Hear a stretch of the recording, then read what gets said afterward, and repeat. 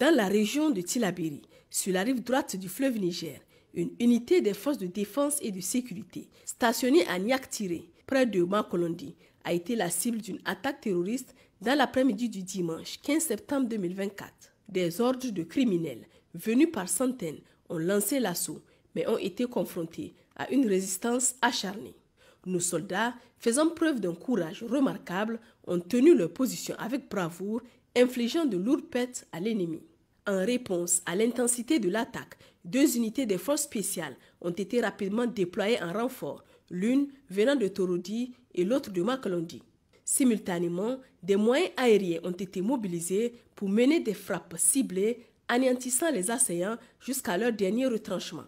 Grâce à cette coordination entre forces terrestres et aériennes, plus de 100 terroristes ont été neutralisés et un important matériel ennemi a été détruit. Cependant, malgré cette victoire, nous déplorons la perte héroïque de 5 de nos frères d'armes et la blessure de 27 autres. Les blessés, dont aucun ne présente de risque vital, ont été évacués vers Niamey pour y recevoir les soins nécessaires. Les plus hautes autorités du pays expriment leur profonde compassion aux familles des défunts, souhaitent un prompt rétablissement aux blessés et saluent la bravoure et l'engagement inébranlable de nos forces armées dans la défense de l'intégrité nationale. Par ailleurs, les opérations de ratissage menées par nos unités au sol continuent de révéler de nouveaux corps ennemis, ainsi que des dizaines de motocyclettes, certaines criblées de balles, d'autres entièrement calcinées. En parallèle de ces recherches, des patrouilles effectuées dans la zone d'opération ont permis l'arrestation de 2 présumés membres de groupes terroristes à Bankilare et Torodi sur dénonciation, ainsi que la récupération de bétail volé restitué par la suite à ses légitimes propriétaires. Dans la même région, dans le cadre de l'opération Almahou, menée sur la rive gauche du fleuve Niger, une unité des forces de défense et de sécurité en mission de contrôle de zone dans les secteurs de Konjimit, Fartal et Gourou a saisi un important lot de matériel ennemi. Parmi les objets confisqués figurent 2 motocyclettes, une mine artisanale, plusieurs chargeurs d'armes à feu, des douilles de calibre 12,7 par 99 mm, ainsi que divers autres équipements de fortune. Le génie militaire a procédé avec succès à la destruction de la mine. Parallèlement, grâce à des renseignements fournis, un important chef terroriste a été arrêté à Abala. Cet important coup de filet permettra sans aucun doute de démanteler le réseau de soutien aux groupes terroristes opérant dans les régions de Filengue et Abala, marquant ainsi une avancée significative dans la lutte contre ces criminels. Dans la région de Dosso, dans le cadre de l'opération Damissa, le poste mixte de Tunuga, à l'est de Gaïa, a été attaqué par des hommes armés aux environs de 21h dimanche dernier. Grâce à une riposte vigoureuse des éléments des forces de défense et de sécurité, l'ennemi a été contraint de battre en retraite sans causer de pertes majeures, hormis des dégâts matériels sur un véhicule et 2 motocyclettes stationnées. Dans la région de Tawa, en marge de ses missions principales, l'opération Chara mène des actions de renforcement des liens avec les populations locales. En début de semaine, les FDS ont distribué plusieurs tonnes de vivres aux ménages sinistrés à la suite des fortes pluies enregistrées dans la région, témoignant ainsi de leur solidarité envers les populations affectées.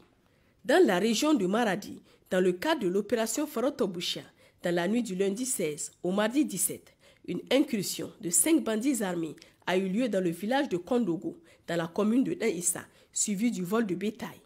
Alerté rapidement, un détachement des FDS a engagé une poursuite, neutralisant l'un des criminels et récupérant l'intégralité du bétail volé. Dans la région de Difa, au sein du secteur 4 FMM, en début de matinée du lundi 16 septembre dernier, une patrouille des forces de défense et de sécurité dans le village de Bouari a été victime d'un incident lié à un engin explosif improvisé. Ce malheureux événement a occasionné la mort de 5 braves soldats. Les autorités présentent leurs condoléances les plus émues aux familles éplorées. Il faut noter que cette mine a été placée en prévision d'une attaque complexe. Néanmoins, la consistance de la patrouille a dissuadé l'ennemi qui s'est retranché en débandade. En réponse, un vecteur aérien en mission de couverture a décelé les insurgés sur l'île de Korongol à bord de plusieurs pirogues. Une frappe chirurgicale a été effectuée sur la cible, permettant de tuer plusieurs terroristes et de détruire les pirogues et autres matériels s'y trouvant. Auparavant, un détachement de la Garde nationale du Niger a mené une opération de reconnaissance offensive dans la localité de Ngel-Kolo. Cette action s'est soldée par la capture de 2 combattants de l'État islamique en Afrique de l'Ouest. 3 armes à feu, 6 chargeurs et une soixantaine de munitions ont été saisies. En outre, 3 ex-combattants de Boko Haram ont capitulé, dont 2 se sont rendus aux autorités de Difa et le 3e à Toumour. Ils ont remis une arme AK-47 munie de chargeurs garnis et une autre arme factice. Cette série de redditions met en lumière les pressions exercées par nos forces sur les terroristes. Toutefois, les FDS encouragent ces initiatives patriotiques permettant de restaurer la paix dans la région. Dans la région d'Agadez, au sein de la zone de défense numéro 8, le mardi 17 septembre 2024, vers 17h40, le camp militaire et le poste de gendarmerie de la localité de Chirfa ont été pris pour cible par des bandits armés à bord de plusieurs véhicules dont l'un arborait les couleurs de la Garde nationale du Niger. Grâce à la prompte réaction des forces de défense et de sécurité, l'ennemi a été rapidement repoussé et a subi de lourdes pertes. Malheureusement, nous déplorons la mort de 2 courageux militaires et 6 autres blessés atteints alors qu'ils tentaient de contrôler un véhicule des assaillants.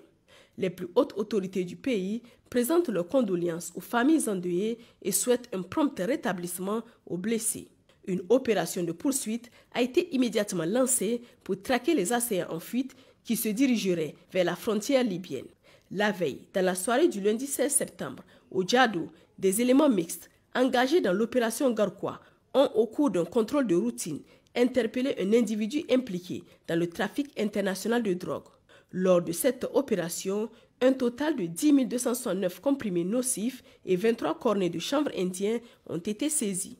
Durant le week-end, les agents de la brigade des douanes d'Agadez, en mission d'investigation à Azel, un village situé à 10 km au nord-est d'Agadez, ont tenté d'intercepter 2 véhicules qui ont refusé d'obtempérer. Une poursuite s'est engagée, marquée par des échanges de tirs. Les agents ont réussi à immobiliser l'un des véhicules, tandis que le second a pris la fuite. La fouille minutieuse du véhicule a permis de saisir un fusil d'assaut AK-47 suivi de 7 chargeurs, 74 cartouches de calibre 7,62 par 39 mm, un pistolet automatique muni de son chargeur garni, 2050 cartouches de cigarettes, 11 appareils et 1176 cartouches chicha. Suite à des renseignements fiables exploités, une unité a mené un raid dans la périphérie de Gungaram, en vue de démanteler un réseau de malfrats, voleurs et coupeurs de route. Cette intervention a permis d'arrêter 3 bandits réputés, auteurs d'innombrables cas de vol à main armée, ayant fait plusieurs victimes sur l'axe Arlit-Chibarkaten. Lors de leur arrestation, ils ont été pris en possession de 2 armes de type AK-47 qu'ils avaient même l'habitude de donner en location pour des fins criminelles. Chers compatriotes, les FDS vous encouragent à redoubler davantage d'efforts en mettant à leur disposition des informations crédibles pour des interventions adéquates. C'est pourquoi une ligne verte est mise à votre disposition pour faciliter la communication avec les FDS, renforçant ainsi la sécurité sur l'ensemble du territoire national et favorisant une paix durable. Pour les forces armées nigériennes, le 40-40, pour la gendarmerie nationale, le 40-00, pour la police nationale, le 83-83. Vive le Niger, libre et souverain, vive les forces de défense et de sécurité, vive les citoyens résilients et engagés.